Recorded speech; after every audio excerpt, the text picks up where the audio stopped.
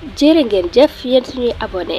seen chaîne bii di L'Oreille du Monde TV dafa fas yéene waat yeesalaat ab doxalinam lépp ci gën di leen bégal moo tax ñu di leen ñaan ngeen di aimé suñuy vidéo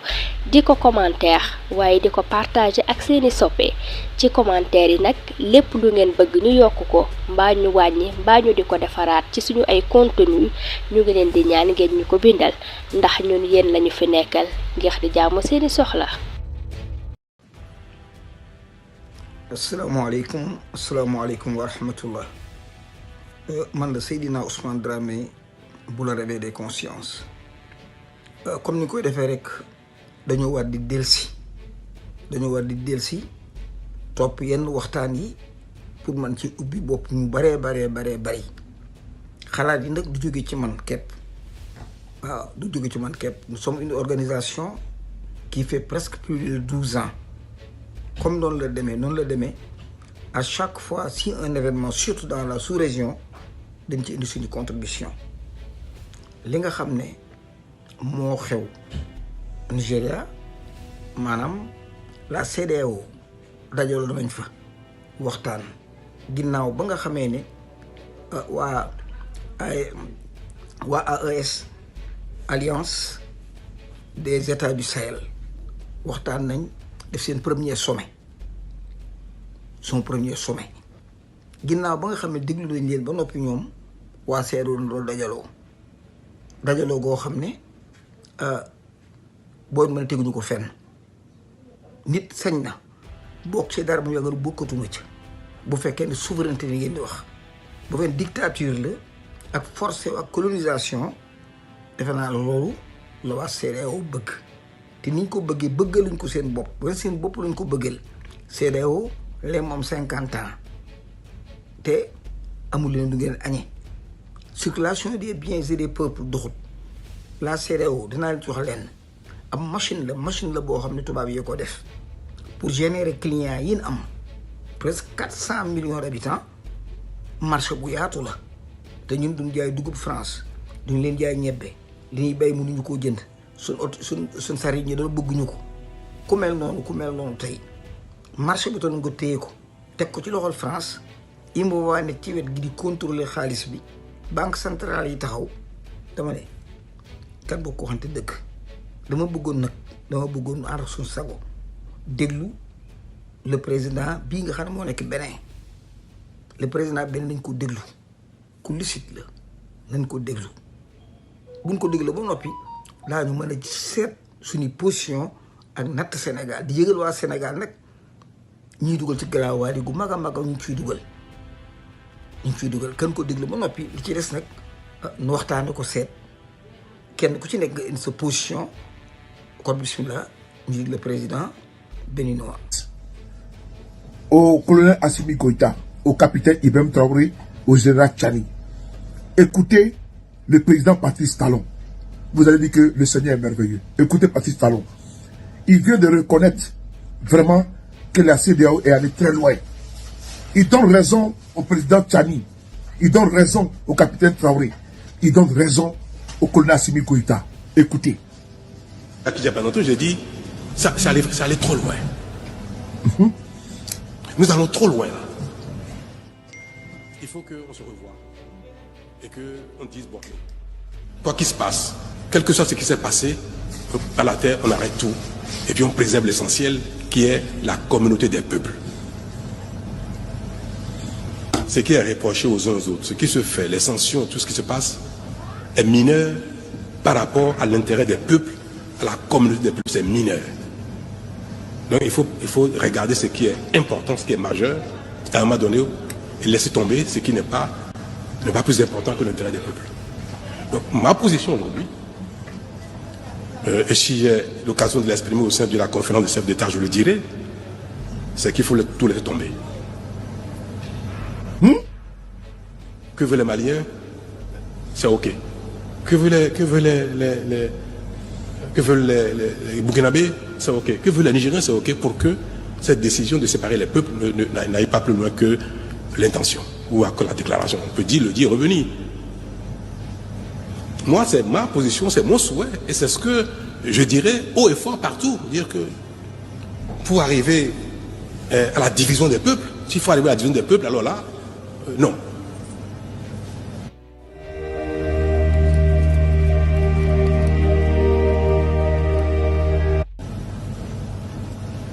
Donc ça va bien au-delà du cas du Niger, ça concerne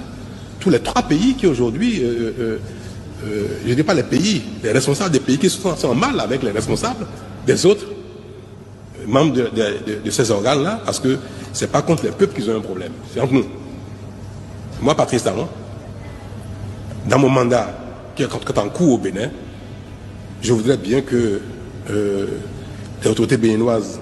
accompagnent cette démarche, que le peuple béninois m'accompagne dans cette démarche pour dire qu'il faut revenir à la case départ et laisser tout tomber pour préserver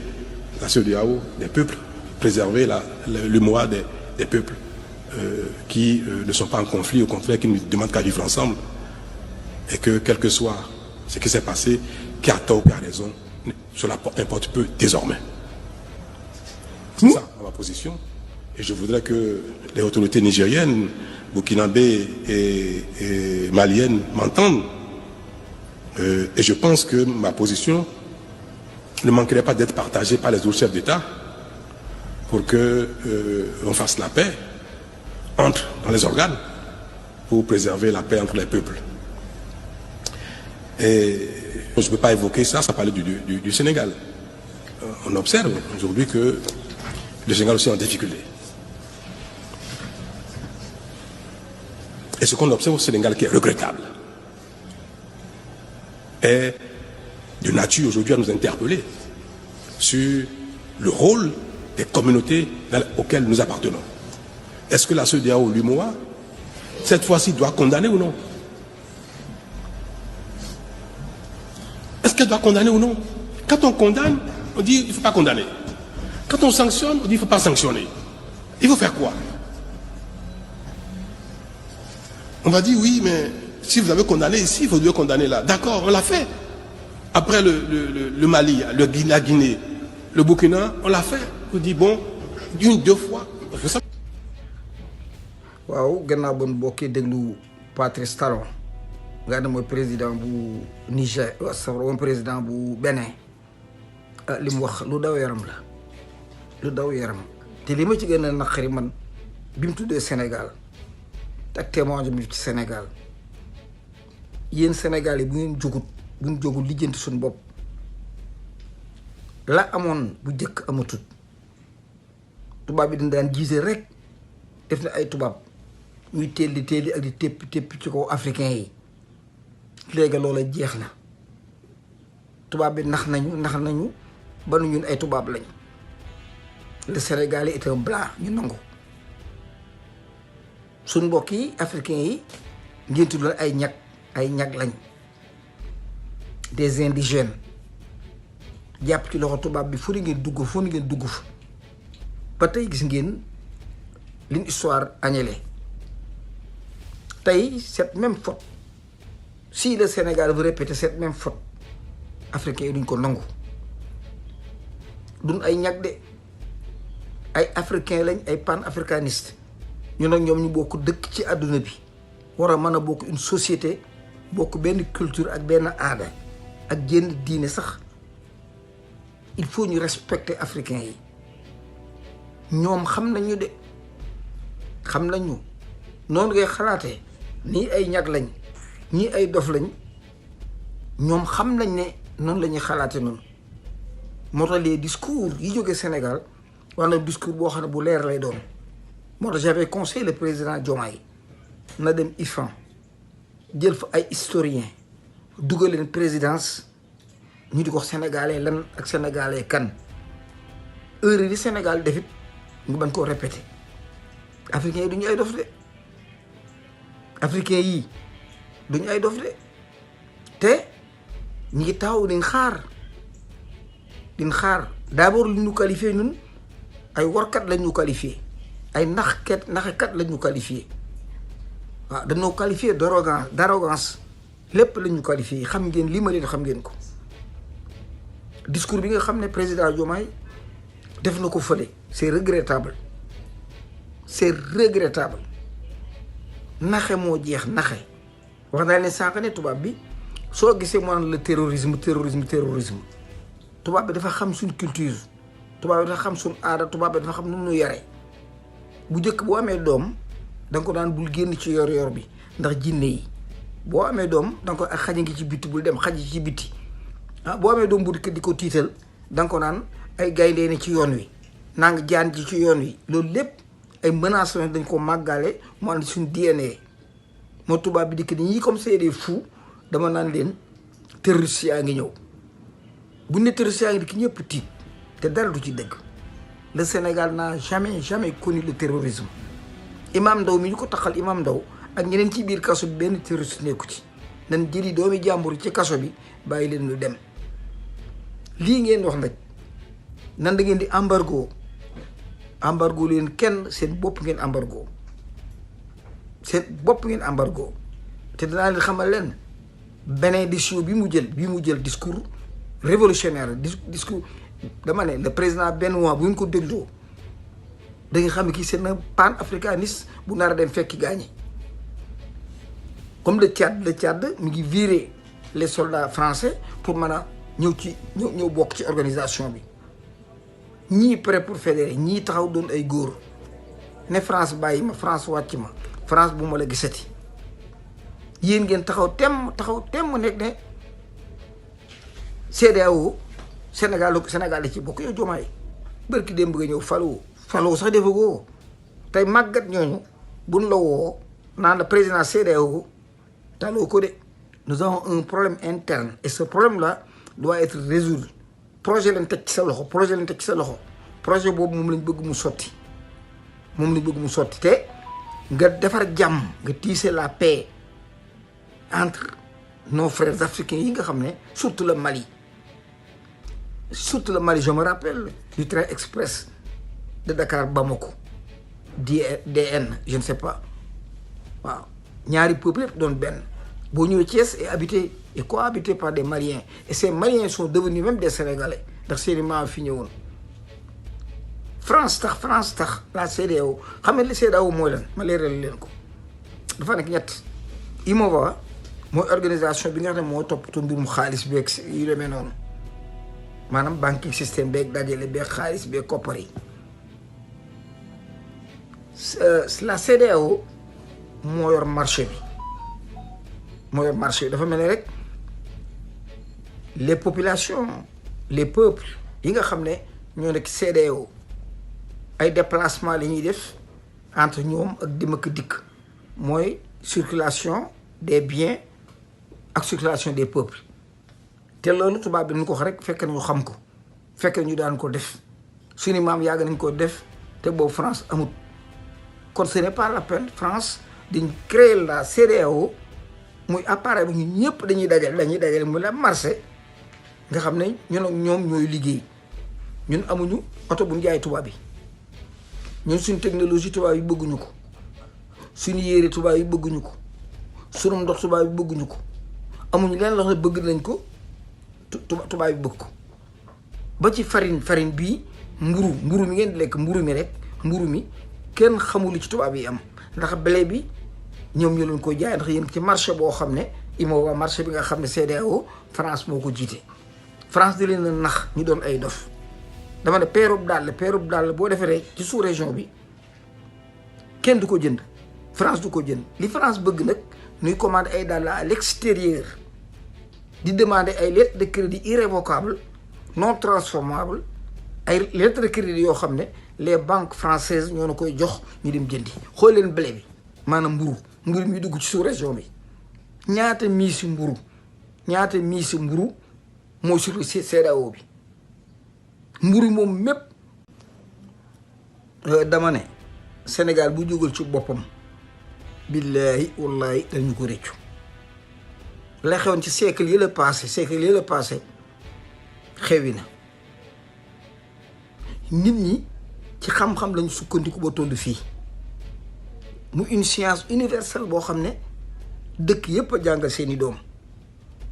dans toutes les universités des États-Unis ak Europe ak France ay professeurs nigériens nga fay fekk des professeurs sénégalais des professeurs maliens ak burkinabé ak béninois. Sénégal dama ne taarix bi leen tubaab bi jàngal du taarixub dara billaay suñu loxo ci ab ëkk lañ ko dóor taaka jéemu ñoo jug ànd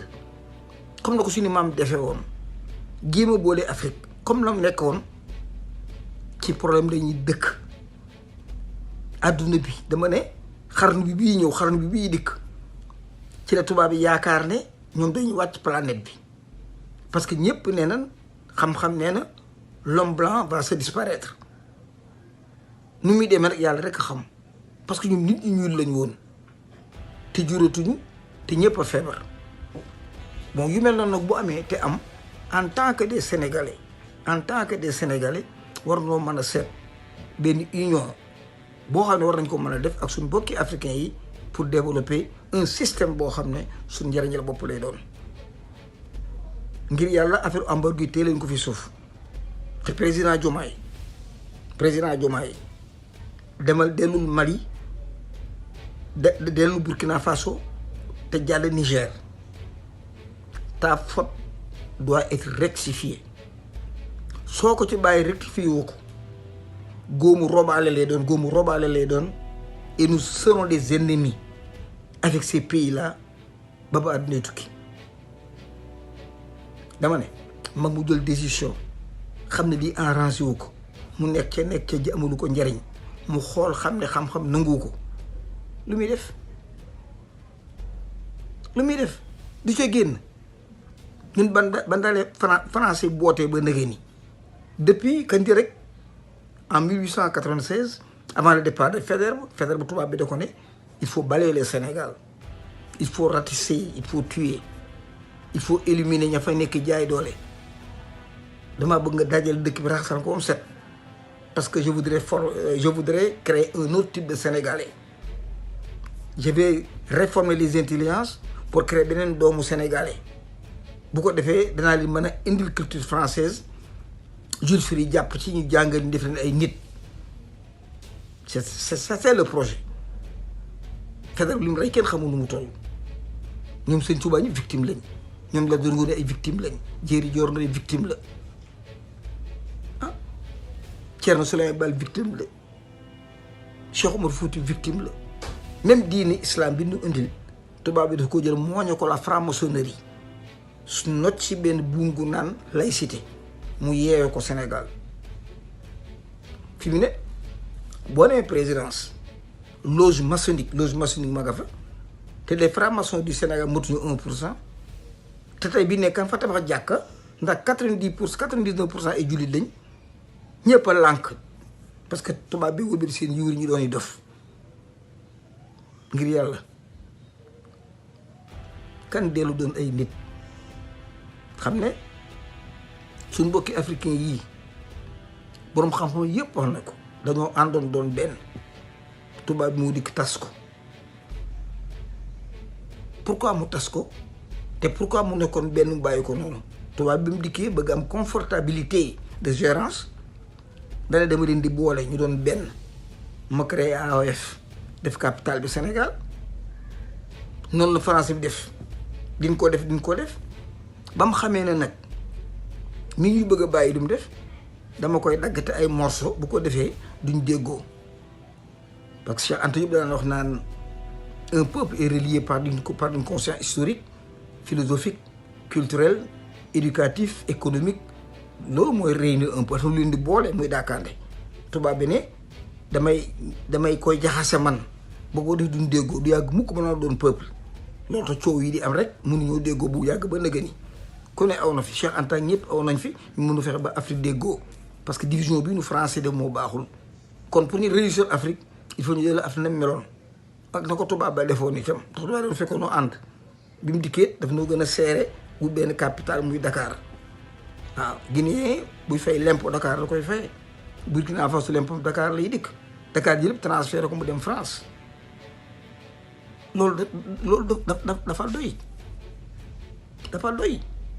te encore une fois maa ngi interpeller les panafricanistes sénégalais il y a des mots qu'on utilise parfois baaxul panafricain con yooyu dafa rafetut loo xam ne day des ci internet bi da ciy des war noo xam ni ñuy waxee amul Burkina Faso amul ku dëkk Burkina ku kon amul benn malien bu kon amul benn nigérien bu kon amul ñun ñi ñoo ay dof mënut a passé ki amul fit ba génn ci buum gi yow nga yeewaat sa bopp ci buum gi ba gën a dëgër yaa du nit kan dem ci les réalités yi nga xam ne moom la sous-région bi bëgg ak nu bëgg mu dëppoo ak suñu aada nu bokk ko taxawal te jéem a créer les États-Unis d'Afrique des États-Unis révolutionnaires de l'Afrique waaw le Sahel particulièrement te naar yi ñu bàyyi leen ñu nag naar yi am na différence bu bari même diine yi bokkut suñu diine l'islam yi naar ak suñu islam bokkut boo demee ci alxuraan rek day bokk mais boo ñëw ci la logique bokkuñu naar yi ñu aw fii ñu aw fële wax naa leen ko ne nit di jël sa maam jaay ko jël xaalis booba di ci dundi at ak di ci joxe dépense di la respecté amut wax naa leen ne ki nga bokkal ndey ak bàyyi boo ko jàppee jaay ko jël xaalis ba dundale ko sa njaboot foofee nga ko jaay bu fa amee ak njaboot sa njaboot ak njabootam duñ tolloo barke te sa du leen nawloo yow te yéen a bokkoon. waaw di leen jaajëfal rek waxtaan wi le réveil des consciences moo ko def moo ko l'oreille du monde muy association boo xam ne ca kanam la jëm maanaam wax ci li defar réew mi rek ak li koy yëkkati muy waxtaan woo xam ne bi ñuy def dellu dalal xeli doomu aadama yi te ci kaw dëgg di leen wax dëgg waaw le réveil des consciences association bi nga xam ne def na ko ñu ngi ci sant maam Thierno ak Mohamed Gueye ba ci man mii ngeen bokk ñaanal nu ndax li defar képp la ñuy def ak liy jubale ak liy jubbanti réew mi peace and love. jërë ngeen jëf yéen suñuy abonné seen chaîne bii du L'Oreille du Monde TV dafa fas yéene waat yeesalaat ab doxalinam lépp ci gën di leen bégal moo tax ñu di leen ñaan ngeen di aimer suñuy vidéo di ko commentaire waaye di ko partager ak seeni soppe ci commentaire yi nag lépp lu ngeen bëgg ñu yokk ko mbaa ñu wàññi mbaa ñu di ko defaraat ci suñu ay contenu ñu ngi leen di ñaan ngeen ñu ko bindal ndax ñun yéen lañu fi nekkal ngir di jaamu seeni soxla